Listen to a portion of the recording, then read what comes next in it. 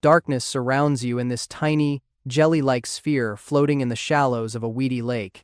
After 3 days of being a glorified water balloon, you wiggle free, and boom, welcome to existence as a largemouth bass fry.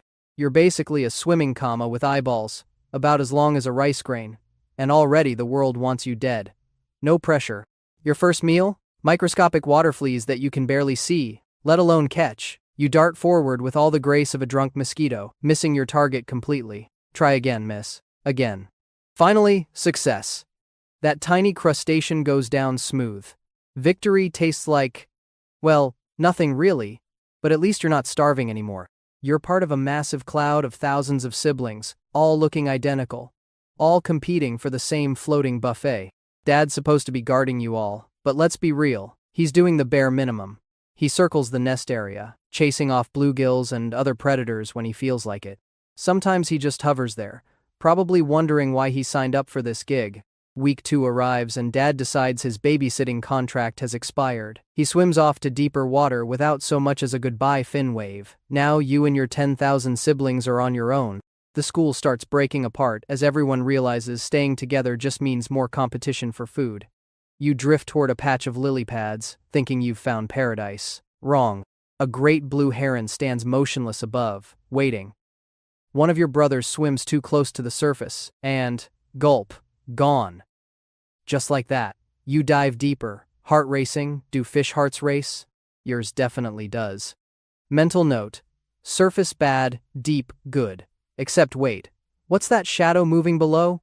A snapping turtle glides by, and 3 more siblings vanish into its prehistoric jaws. Okay, new plan, middle water only.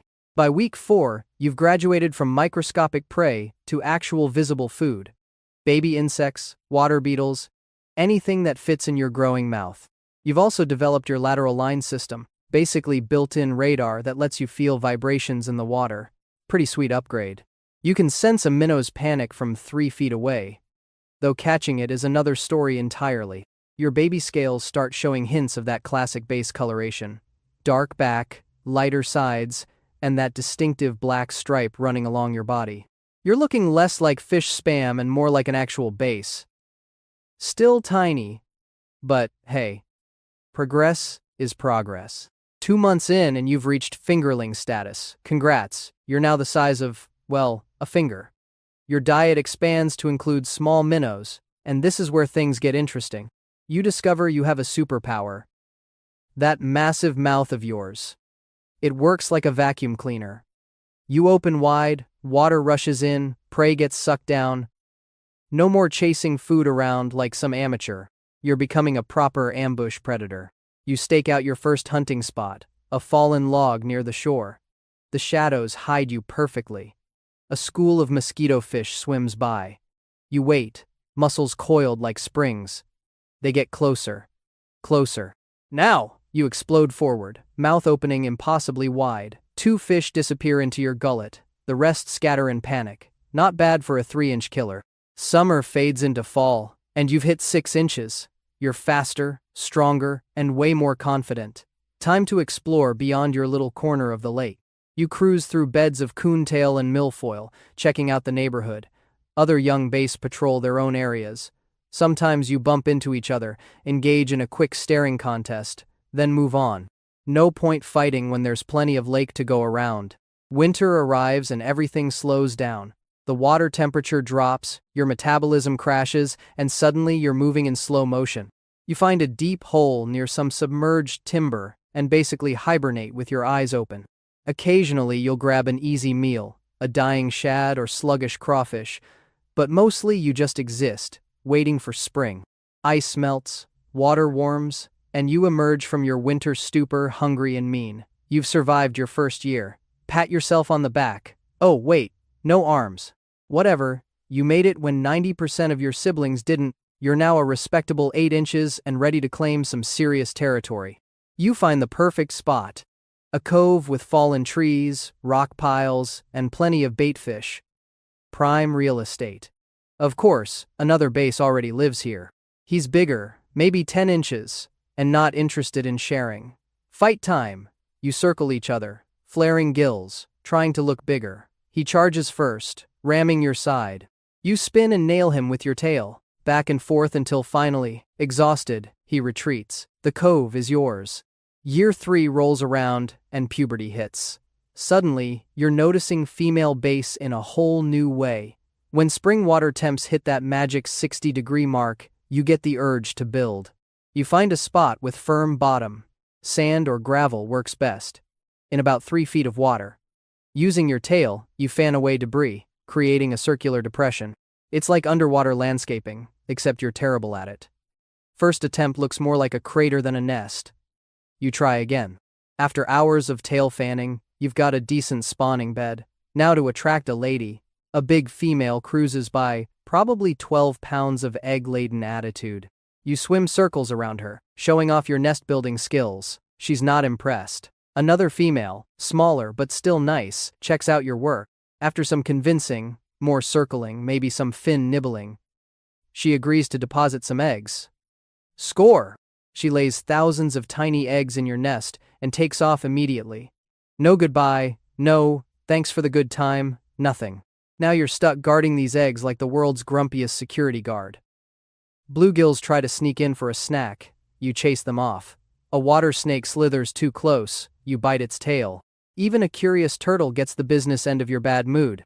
3 days later, the eggs hatch. Thousands of tiny bass fry cloud your nest. You stick around for another week, half-heartedly defending them while they absorb their yolk sacs. Then one morning you wake up and think, not my problem anymore. You abandon them just like your dad abandoned you. Circle of life and all that. By age 5, you're a proper tank. 12 pounds of muscle and attitude, measuring nearly 20 inches. Your mouth could swallow a softball. You've learned every hunting trick, the ambush from below, the vegetation hideout, the suspended strike. Bluegills, shad, crawfish, frogs, even small ducks, if it fits in your mouth, it's food. You've also learned about fishermen and their stupid lures. That weird vibrating thing that looks nothing like food but somehow triggers your attack instinct. You've been hooked twice, managed to shake free both times. Now you eye anything suspicious with skepticism. That rubber worm bouncing along the bottom? Pass. The spinning blade that flashes like a wounded minnow? Maybe. No, definitely pass. Summer days, you lurk in the depths where it's cooler. Evenings, you move shallow to hunt. You've got the whole lake mapped in your brain.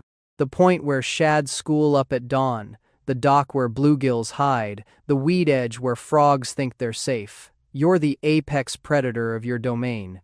But time keeps flowing like water through gills. By age 10, you're massive, maybe 18 pounds, but slowing down. Those lightning reflexes aren't quite as lightning anymore. Younger bass challenge your territory more often. Usually, your size alone scares them off, but sometimes you have to throw down. These fights leave you exhausted for days. Age 15 arrives with creaking fins and dimming eyesight. You've spawned dozens of times, defended countless nests, eaten approximately your body weight in other fish every year. But now hunting becomes work. You miss strikes you would have nailed 5 years ago. Smaller bass steal food right from under your nose. One morning, you're lying in your favorite ambush spot when a school of shad swims right over your head. Perfect opportunity. You surge upward, mouth opening wide, and completely whiff. The shad scatter. You sink back down, confused and tired. That's when you notice the young bass watching from nearby cover. He's maybe 3 years old, 8 pounds of hunger and ambition. He's been following you for days, learning your routine, waiting. You're too tired to care. When he moves into your territory, you don't even challenge him. You just drift toward deeper water, each stroke of your tail feeling like swimming through molasses. Maybe you'll find an easier spot. Maybe you'll just rest for a bit. Yeah, rest sounds good. You settle near an old stump, the same kind of spot where you started this whole journey. The world goes quiet except for the gentle lap of water. Above, a great blue heron lands on the stump. You look up at it with dim eyes, remembering when these birds were your nightmare. Now you're too big for it to swallow, too tired to swim away. The heron stares back, probably thinking the same thing. What a waste, both of you just floating there, waiting for nothing. The heron eventually flies off to find smaller prey. Lucky bird still has working wings. You've got fins that barely fin anymore. Suddenly, you feel a sharp pain in your jaw. That young bass didn't just take your territory, he took your dignity too. He's practicing his hunting skills on you. the old-timer who can barely see straight. He nips your tail fin, tears a scale off your side. You try to swim away, but he follows, harassing you like you're some practice dummy. This is it. This is how the mighty largemouth bass goes out. Not in some epic battle, not peacefully in your sleep, but as a chew toy for some punk who wasn't even born when you were ruling this lake. He bites your dorsal fin, and you don't even have the energy to be mad about it anymore.